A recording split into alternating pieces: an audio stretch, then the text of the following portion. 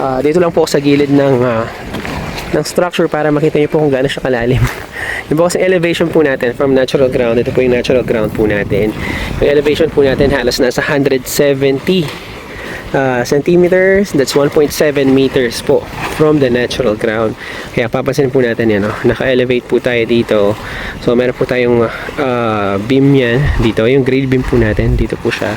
And ito pong grade beam na to, dyan pa lang po mag-start niyan yung finish floor po ng bahay.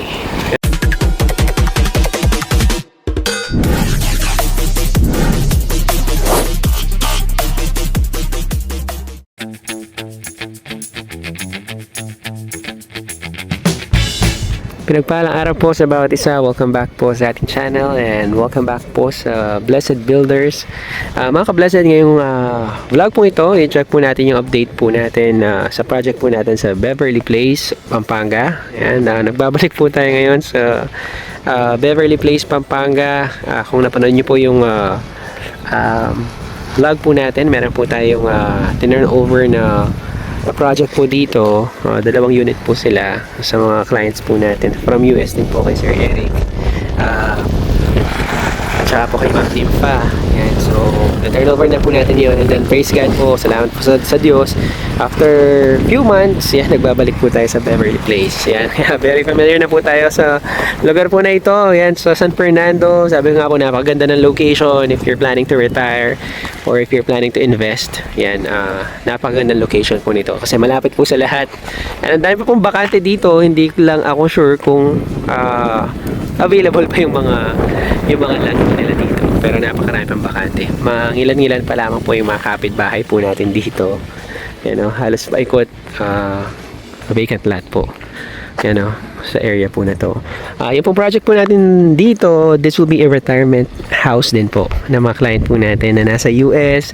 Yan, definitely nanonood po yun sila. Binabati po natin si Sir Ray at saka po si Ma'am Girly. Yan, kung na-check nyo po yung vlog po natin dito nung groundbreaking, yan, nakita niyo po sila. Yan yung mga client po natin.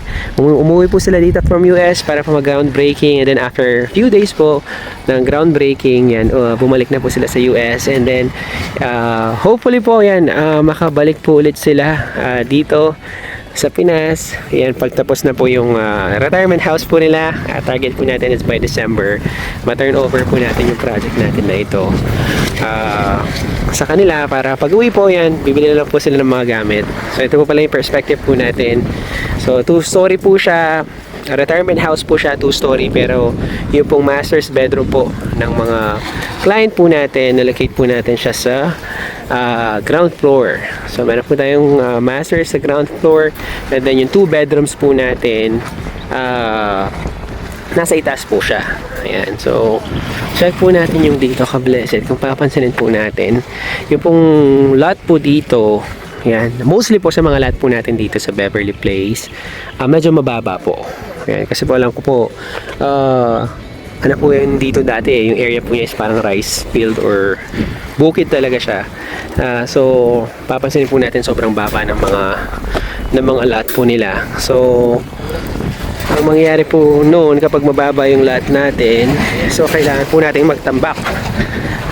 Ayan, so although magtatambak po tayo, pero yung mga foundation po natin sa natural ground pa rin po natin siya isa-set. So dito lang po sa gilid ng structure para makita niyo po kung gaano siya kalalim. Yung po kasi elevation po natin from natural ground, ito po yung natural ground po natin. Yung elevation po natin halos nasa 170 centimeters, that's 1.7 meters po from the natural ground. Kaya papansin po natin yan, naka-elevate po tayo dito.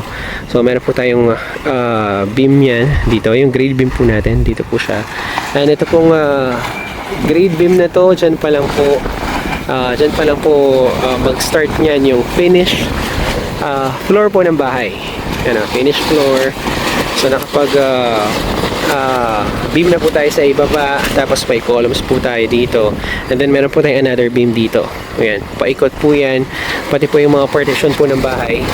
Makita rin po natin may beam tayo. Ayan, lakas po ng hangin. Ayan, may beam din po tayo sa mga partition po ng bahay. Mamaya po makikita po natin since tambak po tayo sa loob ng mismong bahay. Ayan, so yan po yung elevation. So paikot po. Ayan, kapag beams na po tayo paikot, tapos yung mga columns po natin sa ground floor, yan, nakatayo na po. Ayan, so naka-prepare na po yung beam naman po natin dito. Papunta na po tayo sa second floor niyan. Bubuhusan na lang po niyan yung mga beams po natin dito papunta sa second floor. Tapo ako dito sa harapan. And then check po natin if mapakita po natin yung layout o yung flow po ng bahay.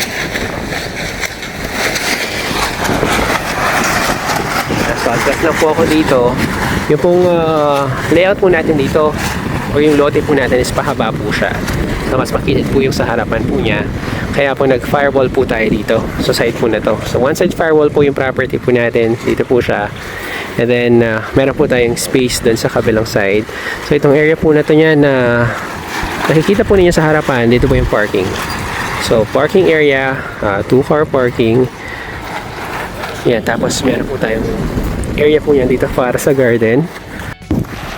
Kaya kablasad medyo humina na yung hangin. Lakas ka yung hangin kanina. So again, ito po yung parking lot po natin yan. Itong area na to. Yan.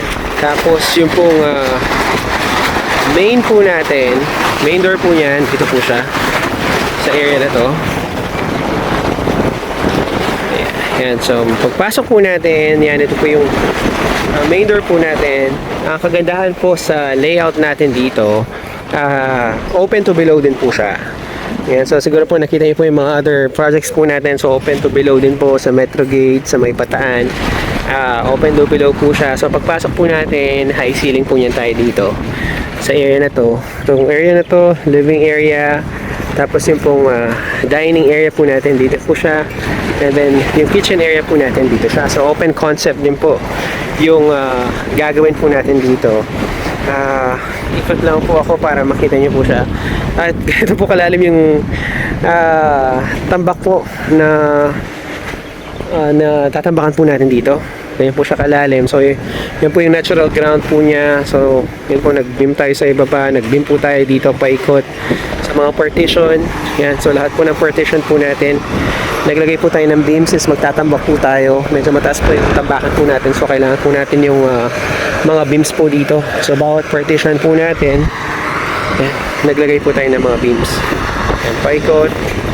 Yan, pati po dito sa lahat po ng partition area po ng bahay.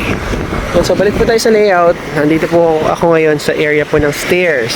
So dito po yung stairs. So papansin po natin, open concept, sala, yung dining area, and then yung kitchen area po natin. Dito po siya. And then may access po tayo dito, sliding door, papunta po sa ating auxiliary kitchen. Dito naman po siya sa labas.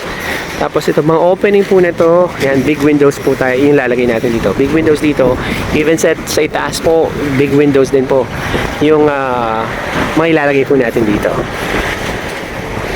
Yan. Tapos itong area naman po na to na makita po natin, dito po natin ilalagay yung master's bedroom. So itong portion po na to, master's bedroom.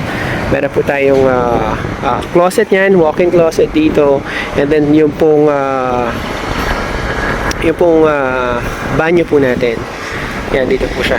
Yung banyo ng master's bedroom. Itong buong portion po na to. And then meron po tayong storage sa may likuran. And then meron po tayong laundry niyan sa labas po ng sa likurang portion po ng bahay. Magkakaroon po tayo ng laundry niyan doon.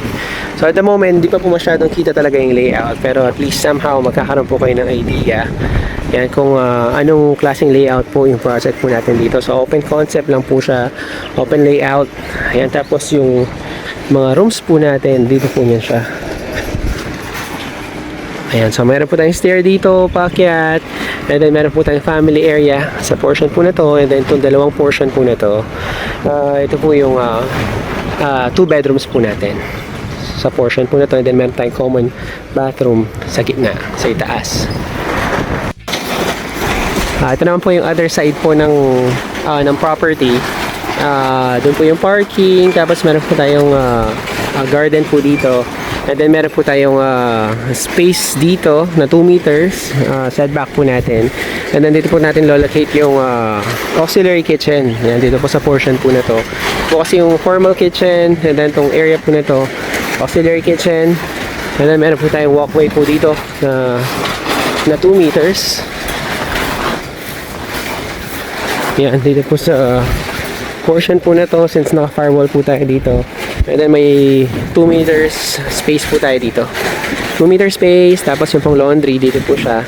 And then meron po tayong door nyon dito para po sa ating storage area. Yan, itong portion po na to. Mga ka-blessed, tuloy-tuloy po yung structural stage po natin dito po sa site po natin sa Beverly Place.